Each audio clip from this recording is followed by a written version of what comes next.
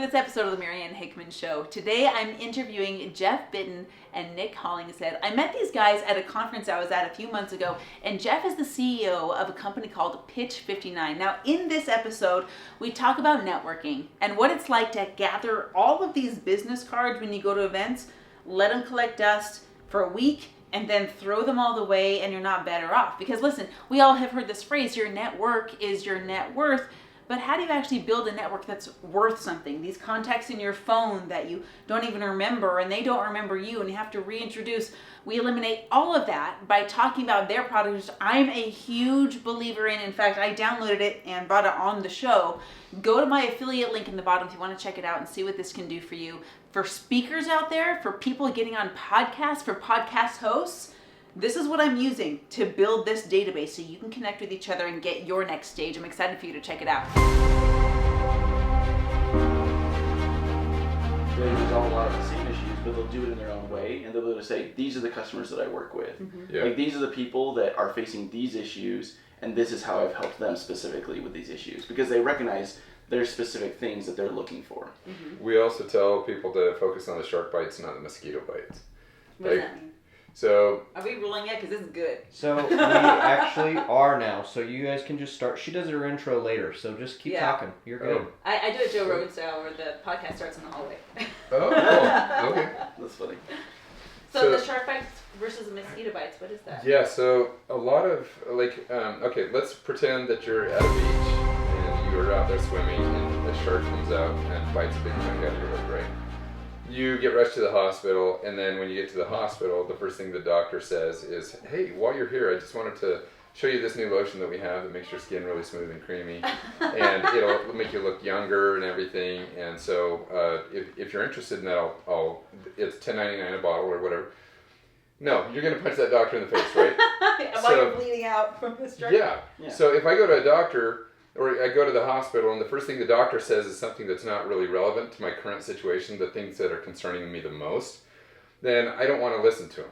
But if I get there and the doctor says, oh my goodness, I'm so sorry, I've seen this a lot. I've dealt with over 30 different shark bite victims. I know what to do. I'm going to clean out your wound first. I'm going to stitch it up so that you can't see the scarring in the future. And then this is what we're going to do. I'm going to give you a shot of morphine right off the bat to get rid of your pain. I know how to take care of this problem for you. So you're going to give that doctor a hug, right? Yeah, so you'll be relieved. Too many professionals, they focus on people's mosquito bites, like the little inconveniences or whatever, rather than what's really bothering them at the root of their lives. And so when we talk about shark bites, or in business, for example, and I like to use the realtor analogy, because when was the last time you asked a realtor what they do, and they said, I'm a realtor, I help people buy and sell their homes. Like, that's what I do. And they just leave it at that. Yeah. And I'm it's like, I know, I get And it. there's 1,000 of you. There's 2 million of you in the United States. Yeah. Okay, that doesn't help me at all. No. But if I ask you what you do and you say, well, I'm actually in the real estate field, but my specialty is I am super good at helping people find the right neighborhood where they feel really comfortable and their schools are awesome for their kids. And now Like, you're that's voicing what things that Yeah. I'm thinking of before I can say it. Yeah. But you've got to get in, you've got to become not a jack of all trades, but a master of one, and you're talking about it right at the beginning. Like, what are you really good at? Don't try to attract everybody. Try to attract your audience and be really good at that, because you'll get way more volume in business, or a bigger volume of business, if you get really good at solving those particular problems with those customers. Can we hone in on this? Because when I work with people, it is one of the biggest fears. It's weird. They're like, I don't want to niche down. I'm afraid I'm going to lose people. What if someone my client could miss out on me because I'm not niching to them or whatever it is. It's so scary. They're like, I'm not casting a wide enough net. Yeah. And they're like, oh, nobody can hear me because they're right. They cast this huge net, and I see it constantly. I just spoke with probably 120 people over the weekend. I'm DMing them and responding, had a post go viral, so I'm responding to everybody. And I'm asking them, what do you do? And within the first sentence, I still don't get it. So I don't know if I want to have a second sentence with them. 100%. Tell me your perspective on that. Yeah. Hey, what's up? Marianne Hickman here. Listen, I'm interrupting my own show because I want to give you something. Now, You guys all want to get on more stages. I've got a free resource for you of stages that are just clamoring for guests. They need guests on a daily, weekly, sometimes monthly basis. This is my podcast database. Now, what I'm going to do is have you go to mariannehickman.com/database. Once you put in your information there, I'm going to send this to you totally for free. Open up this database. You're going to click through it, find the next podcast that's relevant to your topic, hit the application button, show up on their podcast, get in front of their people, and share your content. Remember, mariannehickman.com/database. Let's get you unlocked. So a couple of things. One is that as we've helped companies get onto Pitch59, it is astounding to me how many of them don't know how to introduce their product in a quick and efficient way so that I can understand what they do or really understand why I need them. Yeah. If I know what they do, I need to understand why I need them. Mm-hmm. But there is a company, a software company that I was talking to, and after talking to them for about 3 or 4 minutes, I still had no idea what their software did. Oh. And I'm like, you guys got to fix that. Like, if I can't understand it, and I'm just an average Joe Blow. I'm not your most intelligent. I'm not your dumbest. I'm gonna be your average person. So like, if I can't understand it, most people aren't gonna be able to understand it. So I offered to meet with them and help them figure out their elevator pitch. And even just their one-liner, like, so that I can quickly and succinctly understand what problem they're solving for me. So I met with them, and they started going through everything, and I'm like, okay, so why do customers need that, though? Like, why do your customers need that? And they're like, well, because of this. And I'm like, oh, why didn't you tell me that? Why did you lead with that? I'm like, you lead with that. Like, I had no idea why you even need your product or what problem you're solving. So anyway, the first thing that I helped them do is figure out what problem identify the problem that they're trying to solve. And once they identify the problem, I'm like, okay, so how does this product solve that problem? And then they said, well, it does this and this and this. And I'm like, that's genius. I love that. Yeah. That makes total sense. So, and I said, so essentially what you're doing is doing this for this. And the guy that I was talking to, he's like, oh my heck. He's like, why is it taking us so long to figure that out? And I'm like, because you didn't have people, you've never asked for feedback on how to clarify your messaging. Yeah. And most people don't know how to deliver their elevator pitch. So when you were talking, we actually like the word elevator pitch because it lets you know it's not a sales pitch. Uh-huh. It's a quick, succinct message about who you are, what your value proposition is, and why you need you. Mm-hmm. But we always talk about the 4 keys to a successful elevator pitch. The first one is you got to humanize yourself and break down those emotional barriers. Because our platform is an emotional connection platform. It's not a tool. Oh, I just got inspired just by you saying that. That's cool. It's an emotional connection platform. I'm like, what? Yeah. Well, the reason that we created Pitch59 in the first place is because there's no other marketing platform out there that gives you an emotional connection to the company that you're looking at.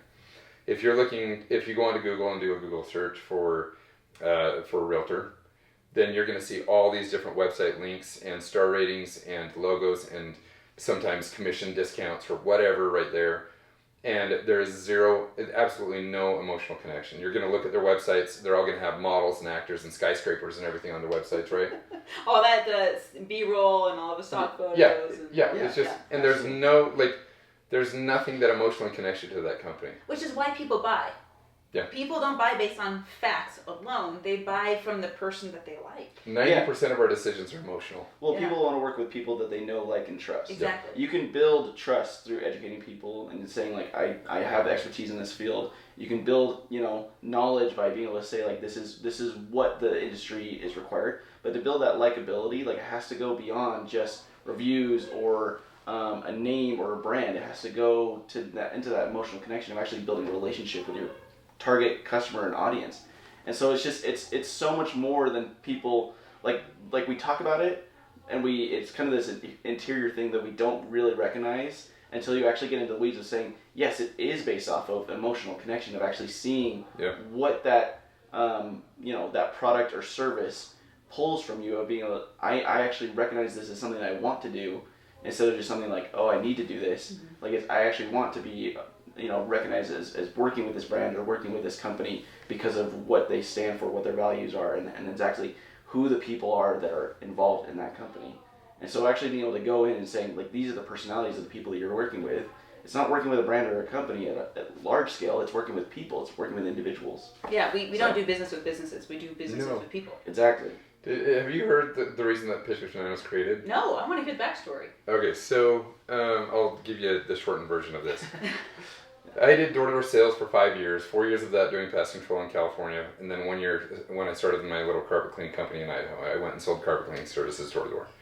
And I worked for a kind of a no-name pest control company in Southern California. Nobody had heard of us because we were a small company. And I would go knock on their doors, and oftentimes, if they had any issues with bugs, I would generally walk away with a credit card or a check in 5 or 10 minutes.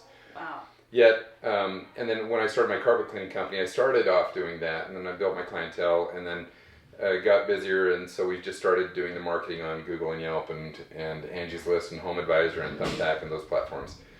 And we were spending a lot of money on those platforms, and we were getting a lot of tire kickers where they would like go onto our website, see the information, go onto the next website, and we have to pay every time somebody clicks on our link. Right.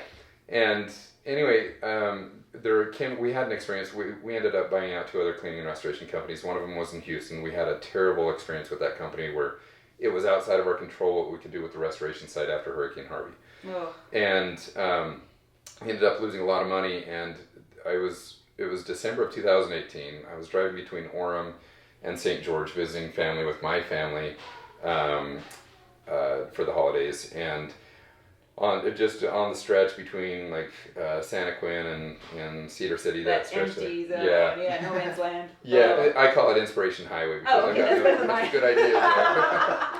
But if you're not listening to music or you're not distracted by anything, like it's just time to think. And so I was just thinking, okay, right now we're losing a ton of money and it's killing us, and I was super frustrated. I mean, way more than I'm actually emphasizing right now. Like I was at the edge of despair. And I'm like, what do we need to do to grow the cleaning side of our companies so that it'll make up for the restoration losses that we're taking right now? And I was thinking, well, maybe I need to spend more money on Yelp or more money on Home Advisor. And the more I thought about doing that, the more sick I became, because if you ask most small business owners, it's like 80% hate those platforms. We all have to do it because that's how we get our name out there, but none of us like advertising on those platforms. There's no ROI. We feel like they're all rigged. They're super expensive. Some of the platforms have very deceptive lead practices too that we absolutely hate. So I was just thinking, like, what's the most effective marketing and advertising I've ever done? And I'm like, it has to be when I used to do door-to-door sales. Yeah. And I'm like, what's the difference between doing door-to-door though and being top 3 ranked on Google or Yelp? And I'm like, when I was on their doors, online I have like 255 star reviews. I've got a great reputation on there, great pictures, great discounts, great sales, everything that I thought customers would want. When I was on their doorstep, I didn't have any of that. All I had was a clipboard and a t-shirt that had a little logo right here. Yet those people hired me way more often as a percentage versus the other people online, even though they'd never even heard of my company. It's because you were on stage. That's what I'm saying, bro. Like, you were connecting with them. Yeah. And that's when I realized that they weren't hiring my company, they were hiring me. Yeah. And I was a representative of that company, and they trusted me, and so they're going to trust the company. And so I thought, online, I'm handicapped. I can't be human to people. All I can be is a website link to them, or a star rating to them, or a phone number or discount or whatever. I cannot be human to them. And I'm like, but my humanness is the reason that they hired me in the first place. And so I'm like, I wish there was a product that would allow me to come to life and introduce myself and be human to those people. And then be a search platform like a Google or Yelp, but also on a shareable, networkable, I called them listings back then, but card that I could just give to my customers and ask them to introduce me to their neighbors.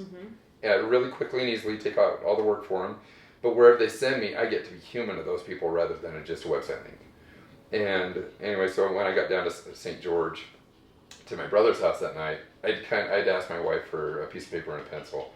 And as all my kids were watching movies or reading in the back, I'm just sitting there on my armrest as I'm driving, just drawing out what we call pitch cards.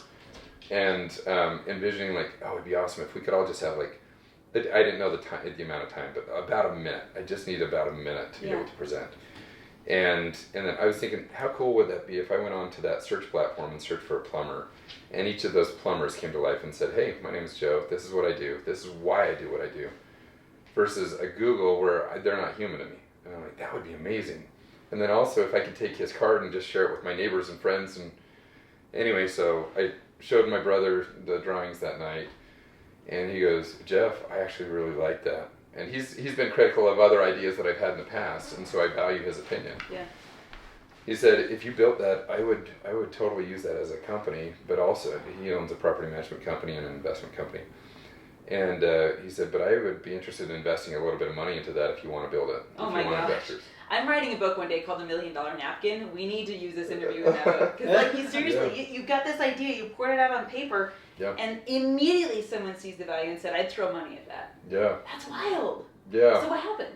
So I went back home to Houston. I was living in Houston at the time, and just started doing a whole bunch of research on software, like how to start a software company. I have a brother that had gotten into software a couple of years before me, which was really nice because I could call him and say, hey, how do you set up a C Corp, or how do you set up the organization? Like, okay, how did you find developers? Like, how did you do? And so I pegged him, or kind of pegged him on a bunch of those questions. But then I just did a ton of research on how to start up a software company. One of the most helpful things that I found was some guy had written a blog or something. If I were to start up another software company, these are the 10 things that I would do. I'm like, oh, you are brilliant. Thank you so much. So I set up a Delaware C Corporation right off the bat, even though I didn't know why it was Delaware. Like, they chose Delaware. Now I know, but anyway. Like, wait, I'm in Delaware? Yeah. But then anyway, I finished out, I started doing more complete drawings of the pitch cards and did a lot of research, found a development company and went with several of their software developers. And I said, is this even possible? Can this be done? And we had an hour-long conversation just going over my hand-drawn pictures on these pieces of paper. And they're like, actually, if you would have come to us about 3 or 4 years ago, I don't think we would have been able to do a lot of this stuff. But now technology has advanced so much in the last few years, we can probably do this. So I said, all right, how much is it going to cost? And me thinking like we're creating a website, I hadn't even thought of an app at that point. I'm like, well, I've spent a few $1,000s on a website before. This might be 10 or 15,000 or something because it's an elaborate website. Yeah. And they looked at me and they said, we'll get started for 30. And I'm like, 30? Like, what do you mean started? And they're like, well, you have no idea where this is going to go. Like how long this is going to take, what direction, and all the other stuff that you're going to need. And I'm like, well, I have a $15,000 on a credit card. Can you take that as a down payment? They said, sure. And so I said, okay, let's go ahead and do it. And then on the way home, I called my brother down in St. George and I said, hey, you remember how you promised you'd give me a little bit of money? Can you chip in on this? And he said, yeah, I'll give you your first $10,000. And I'm like, thank you. And so he did that, and we started to get some wireframes built out, and I started to talk to a few more friends, family members mostly, and then some people that I was working with. Our current Miles, he was one of the first guys that I talked to. Then I said, what do you think of this? And I had some friends and family that are like, I love it, and because they're business minded too, they're entrepreneurs, and they're like, I would be willing to put in a little bit of money on that, 5,000 or 10,000. And so little by little, I started getting people committing to giving us money, and now here we are 5 years later, and we've raised over $3 million from friends and family, and we have like 110 investors, which no VC wants to hear, but I don't care. That's great. That's 110 people that believe in you. That's $3 million worth of, yes, I support this. Yeah. Like, here's what I love about your product. And when you demoed this for me, I was like, holy crap, this is revolutionary. Because when I was running a sales floor, we ran a multi-million-dollar sales floor, we used something called video-assisted selling. Yeah. And what we would do is have the owner of the company, the face of the brand, record a sub 60-second video introducing, say, hey, I looked over your stuff, here's why I think it would be a good fit. And those videos increased the closing rate from, average 20 to 80%. Oh, wow. Yeah. People that got those videos were like, okay, now I know you. Yeah. Let's do business. Yeah. And so you've built in this system where you have this video-assisted selling, even though they're not necessarily buying anything, they're just more enrolling in an idea or an introduction. Yeah. And they're saying, I know you now. Yeah. Yeah, I saw your video. Yeah. And even like going so far as to put us in a 3-way group text, which is what I do organically. Like that's how I introduce people. Yeah. Yeah. And for this to go out, for the video to go out, for the text to go out, to set that up, like, so yesterday, it was 2 days ago, I posted a post on Facebook. Now I didn't know that Facebook connected back end with Threads, because every other Facebook post I made had never automatically posted to Threads. But 2 days ago it did, and I had a whoopsie. And my whoopsie netted in, I think, 16,000 impressions and over 500 comments on a thread post. And guys, my thread count was like 2 before, and one of the likes was mine. Like, it was embarrassingly low. But I was like, okay, gotta do what you gotta do. I'll be on it, right? So my thread exploded, And my post was, I've got a list of 400 podcasts and also a list of 400 guests.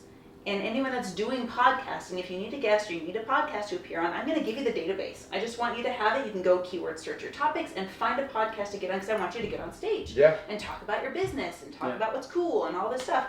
And that just precipitated all of these things. And someone asked me yesterday, they said, have you ever considered doing an app for this? And of course, yeah, I've considered it, but I don't have the tech background. I don't have the knowledge. I'm not a SaaS person. I didn't either, though. So. That's what I'm saying. Well, here's the thing. Like, this is just coming to me right now. If this was somehow, you've already built it. Yeah. So what if we created like some kind of we integrate the database into the app, and now it becomes a podcast. At least there's an area of it that becomes a podcast introduction. Hey, I just had this person on my podcast. You might want to check them out. And it precipitates a network. Someone asked me yesterday as well, have you thought of doing that with sponsorships? People who need podcasts to sponsor and podcasts who need sponsors and all this. And I was like, Pitch59. Why not? Like, why wouldn't it could easily integrate with that type of because essentially you're combining the introduction with the tool to deliver their message somewhere. Right. Yeah, exactly. And like, if any guest could get on, like, this is who I am, this is what I'm passionate about, this is what I talk about, I'd love to be on your podcast. Yeah. Share my pitch card with him and get him set up. Okay. We gotta find a way to put that in the thing. Weird name. Okay, so you're doing this. Who uses this most? Is it realtors that use this most for you, or who are your people? Yeah, we have a lot of people that will use it in like lots of different industries. But the ones that we've seen the most common are obviously are those that are trying to build their business by word of mouth. And the people that are looking to stand out the most, trying to build their companies by referrals, tend to be a lot of realtors, a lot of people in insurance. We've seen a lot recently of people that are in fractional services. So they're coming in as like a consultant or somebody for a company, but not necessarily being like an employee to a company. And they work with a lot of different companies to help with like marketing or sales or, and then we see a lot of people in sales and marketing, a lot of coaches, consultants, and then a lot of trades and services as well. Like a lot of people that are just looking to try and help themselves stand out more among the crowd, right? Trying to say like, this is why I'm different than A, B, and C options. We tell people all the time that we look for a specific type of person more than an industry. Yeah. So the people that gravitate towards Pitch59 the most are networkers. And I'm not even just saying people that are like in a networking organization. I'm just saying people that network a lot. So that could be a CEO of a large company. It could be a sales rep, a BDR from a small software company. Anybody that's looking to network and network with their current community or with a potential community in a different place or something like that. The beautiful thing about pitch cards is that it just makes them so that they can, I shouldn't use the word viral, but they can kind of be viral. So if I have a great pitch on a pitch card, I can give it out to my customers and they can share the heck out of that thing and introduce me to everybody that they know without having to do any of the work. And so the people that have gravitated towards it the most are people in the real estate space, insurance, the fractional services. Like we've got some awesome partnerships with Sales Acceleration and Fractional. And they're full of like CROs or CFOs or CTOs or just C-level executives that work with a lot of different companies. But then anybody that's in any role in sales, like my background is door-to-door sales. I wish I would have had this when I did door-to-door sales because I could have doubled my sales. Yeah. Like every single customer that I sold that I walked away with a credit card or a check would have said, I'll give you another $20 off your service today if you'll just introduce me to both of your neighbors. Yeah. And here's my pitch card. You can do it in 10 seconds. And that would have been brilliant. And then I get to pitch them still. But I get the credibility and validation of my customer who they know. Yeah, the endorsement above all else. Yeah, that's way better than cold knocking doors. Because then I don't have any validation from anybody, which is why sales reps always name drop. Like, yeah, the Thompsons down the street, they just signed up. Like, they always try to do that but then they're trying to get the validation through themselves. Your entire neighborhood is signing up. Versus the Thompsons introducing me to them and saying, hey, I just signed up with these guys. They're really cool. Creates instant credibility. Instantly credible. And I still get to deliver my message without relying on them to try and sell my carpet cleaning or my pest control services for me. It's the endorsement without the sales conversation. Yeah. Right. Yeah. Well, and then like, I mean, you even bring up a good point of like people that network. Like, not only can you make it easier for all of your contacts in your network to be able to introduce you, but a lot of people that we have signing up are bringing on their networks and saying, hey, you guys, if you're my referral partners, like, you guys need to get this as well, so I can refer you easier. I can refer you more effectively. And so they're all getting their networks on it. So like when we talk about people that network a lot, like these are people that have referral partners in their own spaces that are saying we need to be able to make it easier for each other, not just for me to make it easier for you, but for you to make it easier for me as well. And so it's really neat to be able to see people bringing on their contacts, their connections, their networks on the platform as well to say, hey, we need to help each other out, you know? And once you refer or make a three-way introduction for somebody that has a pitch card, you'll never want to do it for anybody that doesn't. Yeah. Oh, Like it's frustrating when I have to do all the work. iPhone? I'm sorry, I don't want to talk to you. We're kind of cultish that way. Yeah. No. Are we building one? Maybe a little bit. Hayden, if you're watching, did you hear that? Like, we've got a couple team members that have Androids, and we're like, You ruined the text thread. I'm Yeah. sorry. Yeah. We We're can't working share on it. stuff, you know. Yeah.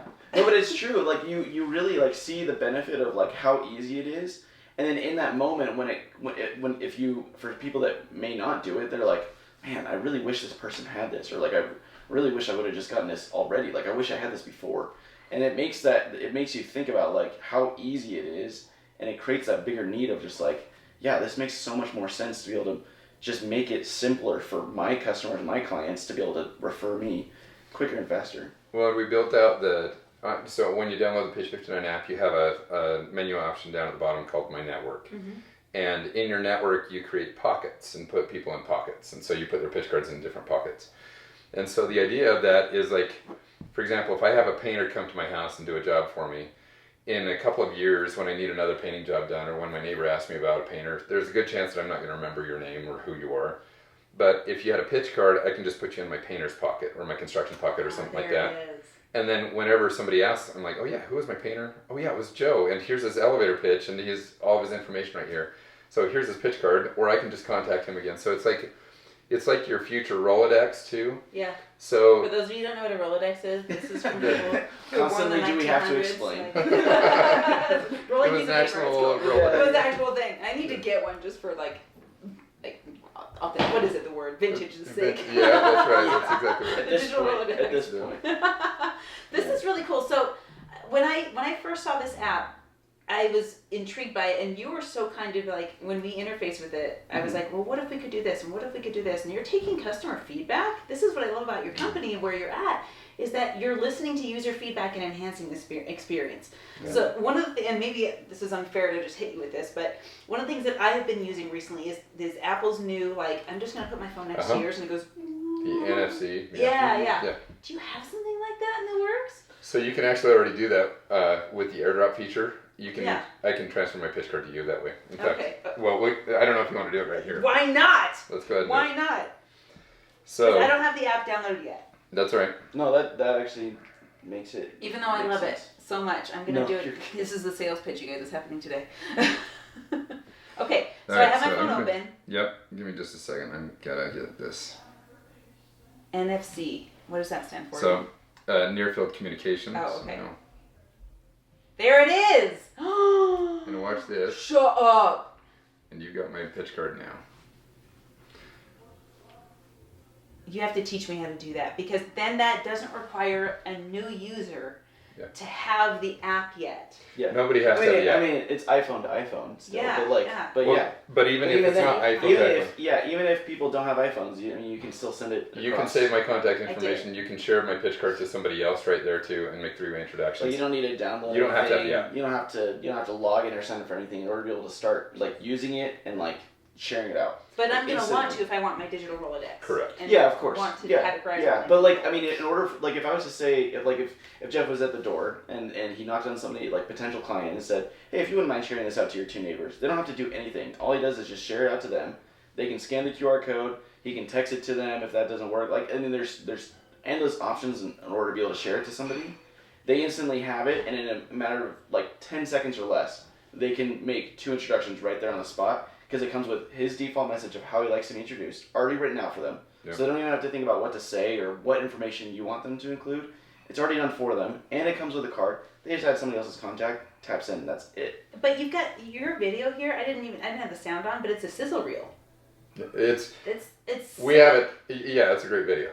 I mean, you can either upload a video, or you can just record your video right there on the app. And we have iPhone to selfie style. And we have a built-in 59-second countdown timer. We have a built-in teleprompter on your recorder, so when you turn it sideways and you start recording, you can just read it. Yeah. So we've made it easy to record your video, but if you want to do a professional video, or if you want to edit your video and add in make it a great one, you just upload it. It just has to be less than 59.4 seconds. Good. That's what we chop everybody off. If they try to go 59.5. You're done. You don't get that extra Yeah, a second. No. And the reason it's 59.4 is because if you go 59.5, it automatically shows that it rounds up to 60. And we're like, we're pitch 59. Every elevator pitch is 59 seconds or less. Now I understand what the 59 is for. That's I didn't know what it was for before. That's so cool. Yep. So this is amazing and I'm thinking about public speakers because that's who I work with the most. Yeah. You know, especially with business owners who don't think they're public speakers, and if they think motivational speaker, they're like, no, that's not me. I don't want to necessarily be a Tony Robbins. Some people do, they're coaches and that's what they want to be. But most of the people I work with, actually, you know, it's about 50-50. They want to get their business out there. They want to get on stages like this. This is a digital stage for them to appear on, to share their business. I always tell the number one way to grow your business is to get on stages. Yeah. And now you've got one in your phone. Yeah. Right. Made ones, distributable everywhere, and then you can use it to get on more stages like podcasts or like, I mean, this is how we got together. You know, we met in person through your app. Yeah. With the app. Not through the app. With the It's app. right there. Using the app. Yeah. But this is so thrilling to me because when you go to conferences and conventions, I'm sure you guys have been to plenty of conferences where you're sitting in the audience and they tell you that network, and this word network has been like both vomitous for me and then like really exciting because they say your network is your net worth, and I'm like, well, that's cool. But what if you hear that and you're like, well, all my friends are awesome, but they're not where I want to be. And how do you go from, or how do you taught people to go from the physical doom scrolling of gathering all these business cards, filling up your wallet, and then chucking them all to something that's actually usable? Yeah. What do you tell people? It's true. Man, if you saw my desk right now, oh my gosh. My wife gets mad at me for all the business cards that I bring home, sometimes from events. You're like, I'm putting them in pitch. Well, and that's the thing is like, I mean, they end up in the trash, or they end up in like the laundry, and it's just like, I think somebody from our company is just like, it ends up from one hand to the other hand to the trash. Like, it's just like, it's just really, and it's literally like, and they get lost. You don't remember who they are. A lot of them. People are like, I'm going to spend $20 per card, make a metal one that people can throw away. Like, right. I just feel worse about throwing it away, but you didn't. Like, it's not like I keep it. Still. I just feel worse. Yeah. So tell me what is it? You were talking with your wife, and she's like, stack the business cards. What happened? Well, it's just one of those things where it's just like, it's just taking up all this space, and there's almost no value to it. Like, it's just so common for us to go to like an event like that, like a conference or a trade show or an expo, and for us to just instantly like hand somebody our business card, hoping to get something from it. But it doesn't, like 90% of the time, they get thrown in the trash, they get thrown away, they get put in the laundry, like it's just gone. Within a week. It's like 90% of business cards are thrown away in the first week. I'm surprised it's that long. Honestly. Well, it's because it sits on your desk for a few days. Oh, it has to gather dust. It has to collect You have dust to a little feel, bit. and then you feel bad about it. Mine usually sit in my car. I had a whole stack of them just sitting in the cup holder, and I was constantly moving them out of the way. You have to have like one quick thought about it, like follow up from the event, and then that's it. Like, it's just gone after that. This might be a good time to throw in a teaser about a feature that's coming out. We could. Okay, so we do listen to our customers really well. That's one of our If you looked at the software, like, we could point out to you like a lot of the different features that were made as a result of our customers saying, like, I wish we had this. And and the reason, I think one of the reasons for that is we're all like small business people. Like, I'm not a software developer myself. I understand the world now of software development, but that wasn't my background. My background was sales and small business. And as small business people, we naturally kind of understand and inherently get like the problems that are in the space versus what a software engineer is going to understand coming into the business space. So most marketing platforms, most advertising platforms are built by software companies. They're not built by small business people that are frustrated with their what's out there. Yeah. They're built by the companies that they're like, oh, I could build this and make it $100 million company and whatever, and I can do it myself.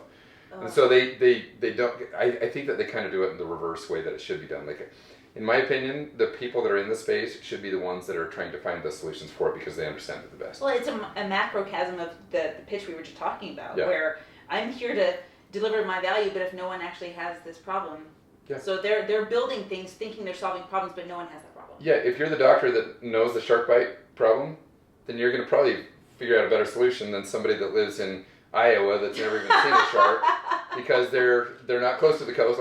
Anyway. Yeah. But okay. The doctor that had a shark bite. That's right. And fixed Yeah, it. Yeah. That's true. So this is there's a new feature. I don't know when this is going to be out. It's still in the mock-up stage right now, and it probably won't go into development until later this year. But we've gotten requests from a lot of customers saying it would be awesome if I could not only just like if I don't have the Pitch59 app, but somebody shares their pitch card with me, if I could send my contact information back to them, that would be really nice. And the exchange contact, that's a pretty common thing. But we're like, well, let's take it one step further. What if you're at a networking event and like 10 different people have given you business cards? What if you could just scan their business card and not only have it import their information into your contacts, because you're going to lose that contact in the future. You're not going to remember who that person is. Or why they're important. Or where why they're you met important. them. Yeah. So what if I could scan somebody's business card and have it be put into my new Leads Pocket, which is that would go into your network, as a digital contact card with a picture of their business card, but all of their actual information would be extracted as usable links, usable everything, like phone number, email, everything, on a contact card that's like a pitch card, but it's just a basic contact card that doesn't have their pitch. It's like a baby version of a pitch card. Yeah. But then I could still share that contact card with other people, and then I could put that contact card in different pockets. Like if that person was a realtor, I could put them in my real estate pocket or put them in my plumbing pocket. So I'm like digitally putting them into my Rolodex, my digital Rolodex, which is the network.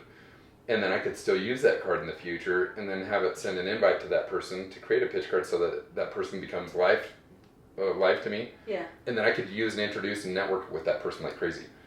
So that's a new thing that's in mock-ups right now, but that'll make it so that it's almost a miniature CRM. We're not going to compete with exactly HubSpot and Salesforce. Yeah. You'll be able to export this to your CRM.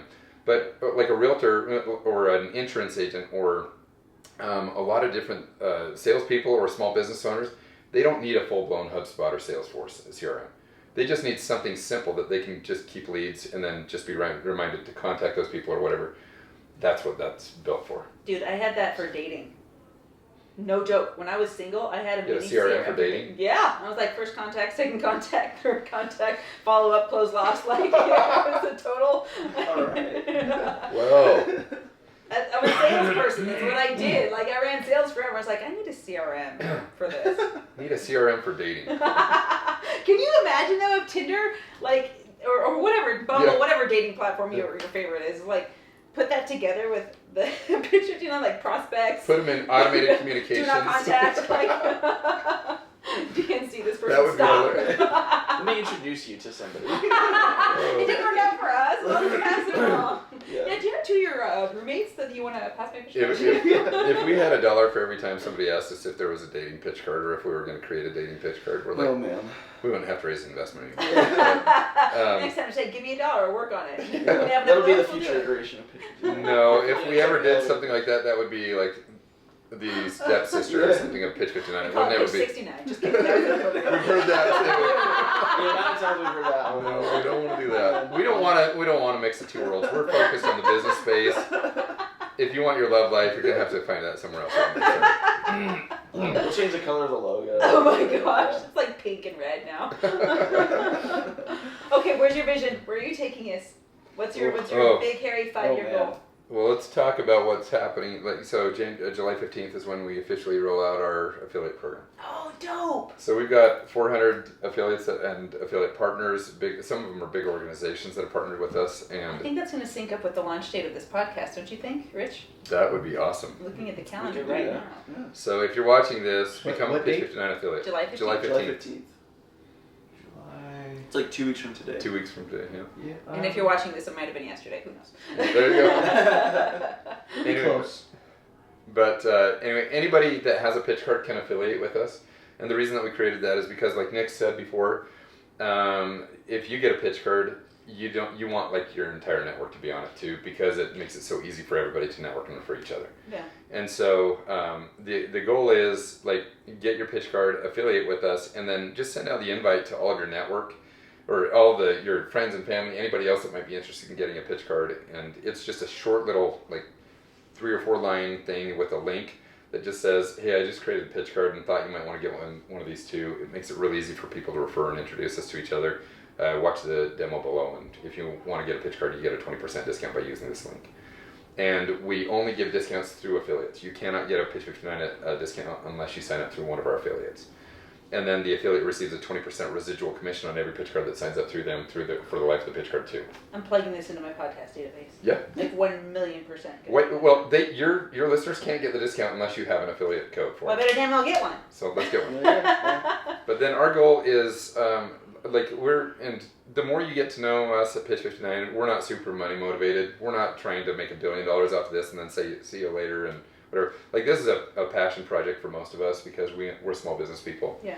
And we wanna be able to compete with the likes of LinkedIn and the Home Advisor and Thumbtack and Yelp and even Google it to some extent.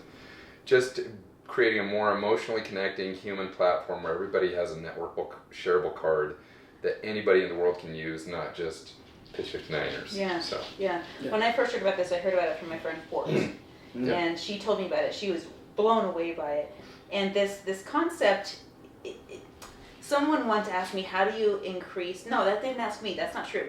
I read it on Instagram. They said, "How do you increase the collective value, both emotionally, financially, health-wise, of your circles? How do you get in better circles? In other words, how do you upgrade this? Because we all know that proximity is power, and you're the average of your top 5 people, right? Mm-hmm. So they said, how do I upgrade my people? Not that I want to be an asshole and kick people out. Maybe that will happen. Who knows? Yeah. But the suggestion was this: find the most expensive gym membership that you can afford.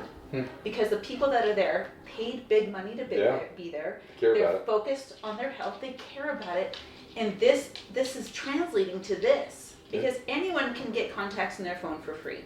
But how often do you actually leverage it the way this is leverageable? Yeah. If you want high quality contacts, get in the highest paid room you can. Yeah. And I know this isn't expensive. It's not. It's $129 per year or $12 a month affordable. if you sign up through an affiliate. Like, most people pay more than that for their blue check mark, which isn't going to get them anything like this.